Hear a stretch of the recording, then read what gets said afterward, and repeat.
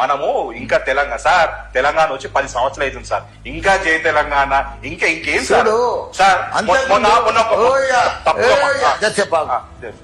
నీకు తెలంగాణ వచ్చేదాకా కొన్ని ఊర్లలో కరెంటు లేదు, తాగుతందుకు నీళ్లు లేవు, పంట వండే దిశనే లేదు, పండితే కొనుటోడే లేడు. ఒక గురుకుల పాఠశాలలు 10-15 ఉండే, 20-100 ఉండే.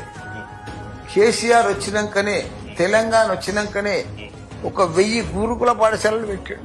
5-6 లక్షల మందిని రూపాయి లేకుండా KG to PG తయారు చేసిండు ఇంగ్లీష్ మీడియం తోటి. అట్లా ప్రతి గ్రామాన్ని 12,769 గ్రామాలుంటే ప్రతి గ్రామానికి గ్రేవ్ యార్డు, డంపింగ్ యార్డు, క్రీడా మైదానం, తాగునీరు, సాగునీరు, 24 గంటల కరెంటు తీసుకొచ్చిన ఘనత కేసీఆర్.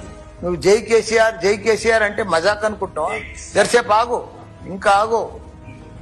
మన దగ్గర కేటీఆర్ రాకమందుకు 3 లక్షల మంది ఉద్యోగులు ఉండ్రి ఐటీ. ఇవాళ వాళ్ళు ఉన్నప్పుడు 9 లక్షల మంది ఉద్యోగాలకు తీసుకుపోయారు. కేటీఆర్ ఓన్లీ ఇండియాలో బెస్ట్ ఐటీ మినిస్టర్ ఆయన్ని.